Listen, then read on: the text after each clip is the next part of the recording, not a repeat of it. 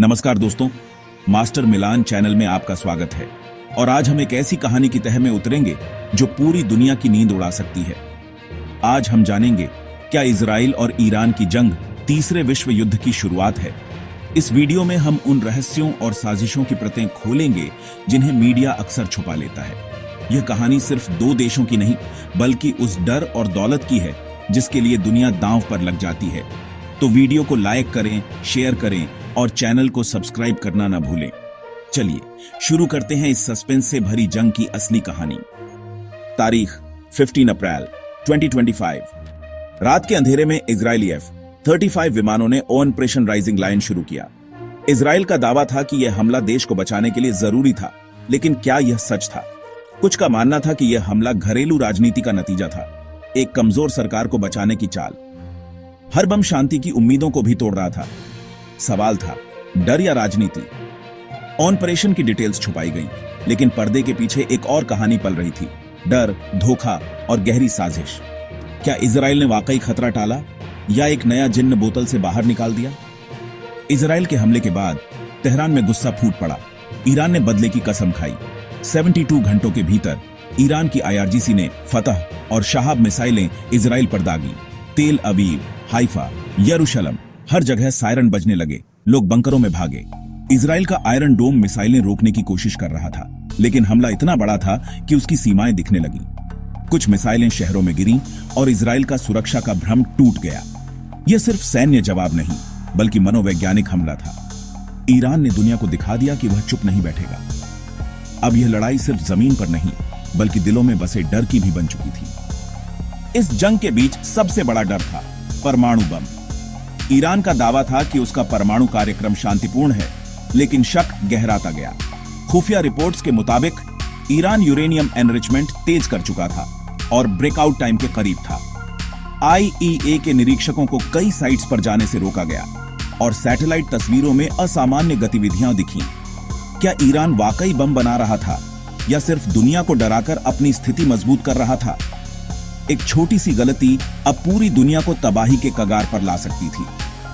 जब कूटनीति फेल हो जाए तब शुरू होता है जासूसी का खेल, और इसमें माहिर है इजराइल की मोसाद। इस बार निशाना था ईरान के परमाणु वैज्ञानिक डॉ रजा फिरोजी। मोसाद ने महीनों तक उनकी निगरानी की। एजेंटों ने सफाई कर्मचारी बनकर बिल्डिंग में घुसपैठ की और डिलीवरी बॉय बनकर बिल्डिंग में घुसपैठ की। ऑपरेशन की रात एक हथियारबंद ड्रोन ने पेंट हाउस की खिड़की से हमला किया। धमाका छोटा था लेकिन असर बड़ा। डॉ फिरोजी और उनके राज हमेशा के लिए खत्म। यह मोसाद का संदेश था, तुम कहीं भी छुपो, हम तुम्हें ढूंढ लेंगे। जासूसी की यह कहानी हकीकत में किसी फिल्म से कम नहीं थी। इस आग में घी डालने का काम किया अमेरिका ने, व्हाइट हाउस में ट्रंप की वापसी के साथ। ट्रंप ने इजराइल को खुला समर्थन दिया और बंकर बस्टर बम देने का ऐलान किया, जिनका निशाना था ईरान के भूमिगत परमाणु ठिकाने। अमेरिकी विमान वाहक पोत फारस की खाड़ी की ओर बढ़ रहे थे और दुनिया एक बड़ी तबाही की आशंका से कांप रही थी। सवाल था, क्या यह अमेरिका की मजबूरी थी या ताकत का प्रदर्शन? ट्रंप का फैसला इस संघर्ष का टर्निंग पॉइंट बन गया। अब इसमें दुनिया की सबसे बड़ी ताकत भी शामिल थी। क्या आप जानते हैं, कभी इजराइल और ईरान गहरे दोस्त थे। 1948 में ईरान ने इजराइल को मान्यता दी। दोनों के बीच सैन्य और आर्थिक रिश्ते मजबूत थे। शाह के दौर में इजराइल को ईरान से तेल मिलता था, बदले में हथियार और तकनीक। लेकिन 1979 की इस्लामिक क्रांति ने सब बदल दिया। शाह गए, खुमैनी आए और दोस्ती दुश्मनी में बदल गई। अब ईरान ने इजराइल को छोटा शैतान कहा और नफरत की आग भड़क उठी। आज की जंग उसी पुरानी दुश्मनी का नतीजा है जो अब पूरी दुनिया को अपनी चपेट में ले रही है। यह जंग तकनीक की भी है। एक तरफ इजराइल का आयरन डोम, दूसरी तरफ ईरान की हाइपरसोनिक मिसाइलें। आयरन डोम ने इजराइल को हजारों हमलों से बचाया, लेकिन ईरान के मिसाइल हमले ने इसकी सीमाएं उजागर कर दी। ईरान की फतह 2 हाइपरसोनिक मिसाइलें इतनी तेज और घुमावदार थीं कि कोई भी डिफेंस सिस्टम उन्हें रोक नहीं सकता। अब सवाल था, क्या इजराइल ने ईरान की तकनीकी ताकत को कम आंका? एक छोटी सी तकनीकी बढ़त अब जीत और हार का फासला तय कर सकती थी। जून 2025 तक हालात और बिगड़ गए। अब यह जंग पूरी दुनिया को प्रभावित कर रही थी। IEA ने रिपोर्ट दी कि ईरान ने 90% शुद्धता वाला यूरेनियम तैयार कर लिया है। बम से बस एक कदम दूर। Straight of Hormuz war zone बन गया। ईरान ने तेल टैंकर कब्जे में लिए, अमेरिकी नौसेना ने नाकेबंदी की, तेल की कीमतें रिकॉर्ड स्तर पर पहुंच गईं और दुनिया आर्थिक संकट के कगार पर आ गई। संयुक्त राष्ट्र की आपात बैठकें बेअसर रहीं।